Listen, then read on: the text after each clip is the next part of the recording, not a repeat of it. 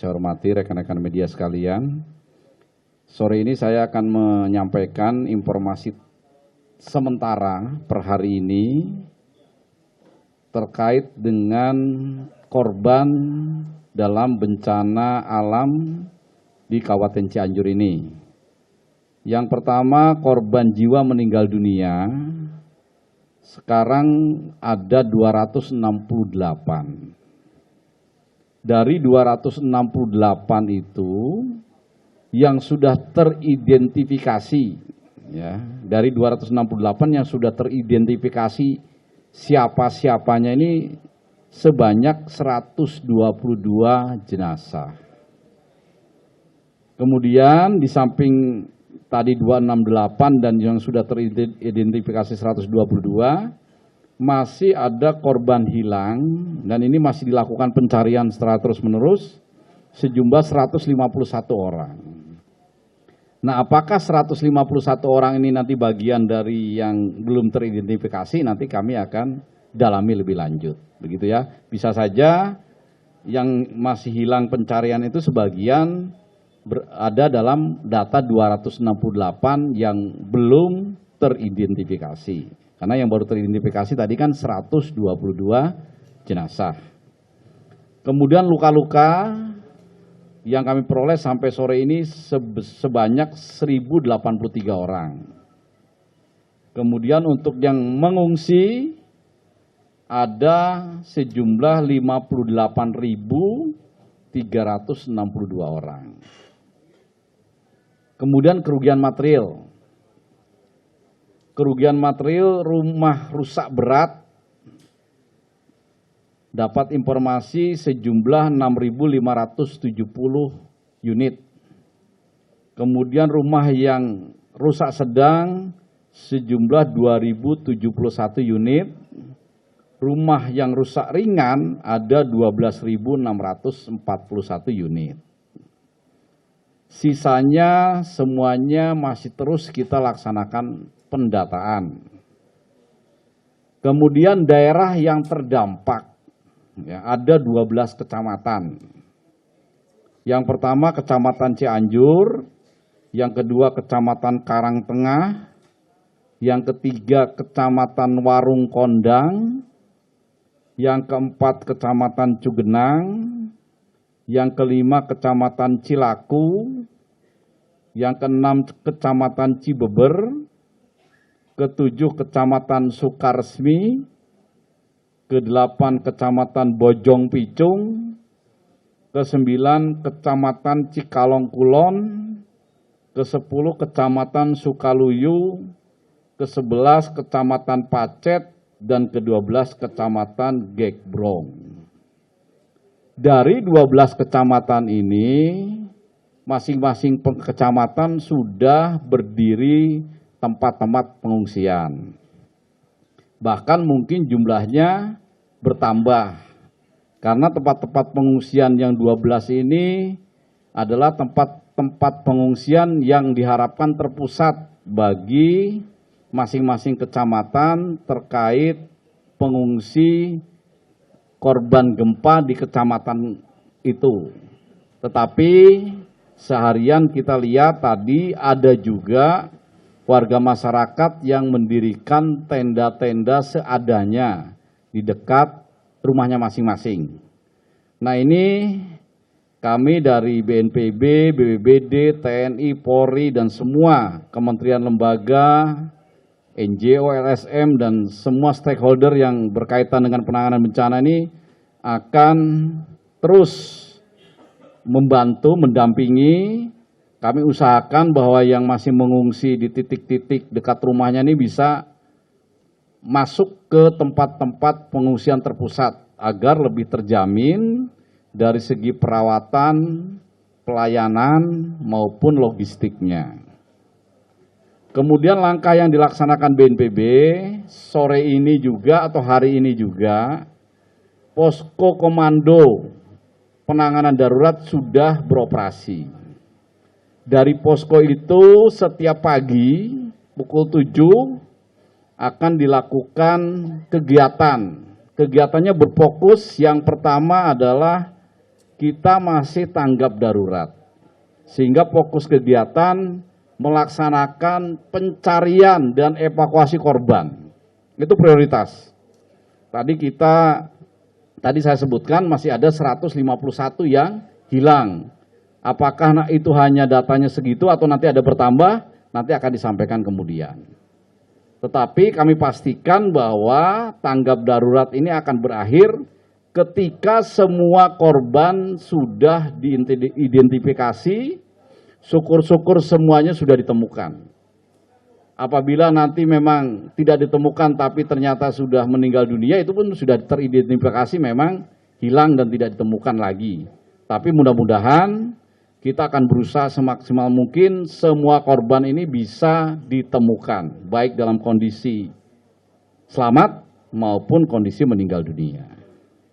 Kemudian setiap jam 17.00 setiap hari kita akan melaksanakan kegiatan seperti ini, ya, konferensi pers untuk menyampaikan perkembangan penanganan harian. Apakah yang ditemukan bertambah, kegiatan hari itu seperti apa, itu akan disampaikan setiap hari pada pukul 17.00. Semuanya komandonya dari posko penanganan darurat. Kemudian setiap pukul 19.00 setiap hari akan dilaksanakan rapat evaluasi dari semua unsur kegiatan. Ya, jadi tidak ada lagi nanti semuanya bergerak tanpa komando. Diharapkan semuanya melakukan kegiatan dalam penanganan pengungsi ini betul-betul seirama dan semuanya tidak sendiri-sendiri. Termasuk dalam bantuan kepada masyarakat, baik yang datang dari pemerintah pusat, kementerian lembaga, unsur swasta, ya, yang banyak yang membantu, semuanya akan dipusatkan di posko pendataannya. Nanti pendistribusian bantuan-bantuan itu akan diatur oleh posko. Di posko ada yang bertanggung jawab di bidang pencarian dan pertolongan, ada yang bertanggung jawab di bidang logistik dan pendistribusian, dan ada yang bertanggung jawab terkait dengan kegiatan harian. Semuanya dijabat oleh para pejabat eselon 1. Supaya kegiatan ini bisa sinergi dan sungguh-sungguh. Kemudian para pengungsi hari ini rata-rata sudah mendapat fasilitas yang lebih baik daripada tadi malam, tentu saja. Tenda-tenda yang lebih besar, yang representatif ini sudah didirikan, baik dari pemerintah daerah, baik dari TNI, Polri, Kementerian Sosial, BPBD, BNPB, dan tenda-tenda bantuan lain. Diharapkan tidak ada lagi yang menggunakan tenda seadanya. Nanti Ibu Dwi Korita akan menjelaskan situasi terkait iklim.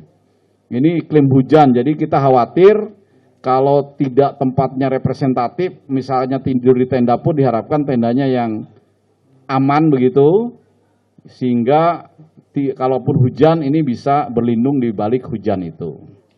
Kemudian logistik, kami juga sudah distribusikan, dapur-dapur umum ini sudah beroperasi.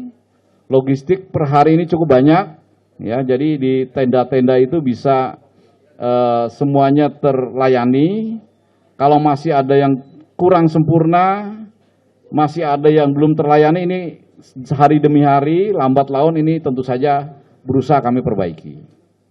Kemudian rumah sakit yang ada, Rumah Sakit Umum Daerah Cianjur, Rumah Sakit Sayange, ini dua-duanya sudah beroperasi, bahkan menambah tenda-tenda di depan rumah sakit. Kekurangan-kekurangan tenda ini ditambah terus.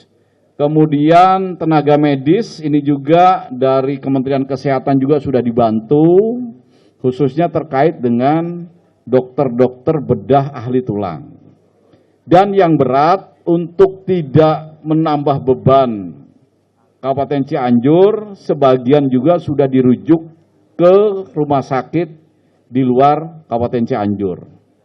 Kami informasikan bahwa kemarin 100 pasien juga sudah kirim ke Rumah Sakit Hasan Sadikin di Bandung.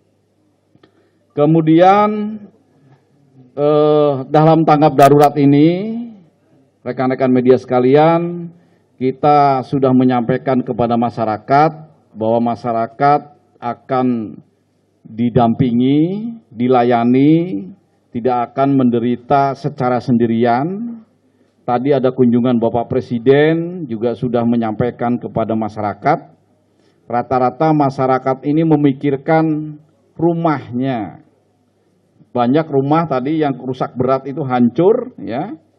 Ini ada 6.570, sudah kita jelaskan kepada masyarakat. Makanya tanggap darurat ini bisa cepat selesai gitu. Mudah-mudahan 7 hari sudah clear, sudah tidak ada lagi yang harus dicari, sehingga nanti masyarakat ini bisa tidak tinggal lagi di tenda. Ya. Ada 2 skema. Yang pertama, bisa juga dibangun rumah hunian sementara. Nah, hunian sementara ini belajar dari pengalaman bencana-bencana sebelumnya, ini bisa dibangun berdasarkan dana bantuan-bantuan non-pemerintah. Atau juga dari pemerintah nanti sesuai dengan situasi dan kondisi. Yang skema kedua adalah masyarakat terdampak ini juga diberikan dana tunggu hunian. Misalnya satu keluarga ini punya keluarga yang mau menampung, atau tetangganya, atau orang tuanya, atau sanak saudaranya, ini bisa. Ya, jadi bisa untuk sementara ditampung oleh keluarganya, dan dari pemerintah ini akan membantu dana bulanan untuk sewanya itu, namanya dana tunggu hunian. Sampai kapan? Sampai rumahnya sendiri itu selesai dibangun oleh pemerintah. Nah, kami tadi sudah koordinasi dengan Bupati, ya, Pak Bupati akan melaksanakan pendataan secara cepat, gitu, sehingga setelah tanggap darurat, mulailah kita membangun rumah-rumah masyarakat yang rusak berat itu, supaya dalam waktu yang tidak terlalu lama mereka sudah kembali ke rumah yang baru. Itu semuanya dibangun oleh pemerintah. Tadi Bapak Presiden sudah menyampaikan yang rusak berat dibantu 50 juta, yang rusak sedang dibantu 25 juta, dan yang rusak ringan 10 juta. Ini rumahnya kalau 50 juta misalnya yang punya rumah masih punya tabungan, ya silakan ditambahkan di situ. Sanak saudaranya ingin membantu semen, membantu keramik, bisa juga ditambahkan di situ. Artinya, dan masyarakat yang sama sekali miskin, ini tentu saja di samping 50 juta juga biasanya nanti dari lembaga-lembaga swadaya, dari perorangan, dari pribadi. Indonesia ini terkenal dengan dermawan, ya, apalagi dalam bencana ini semuanya ingin membantu. Ini pun segera bisa membantu, sehingga meskipun dari pemerintah pusat hanya 50 juta, tetapi rumah yang nanti dibangun itu sudah layak untuk dipakai dan bisa untuk melanjutkan hidup pasca gempa. Itu rekan-rekan media yang perlu saya sampaikan. Sila saya kembalikan untuk sementara kepada moderator. Terima kasih. Wassalamualaikum warahmatullahi wabarakatuh.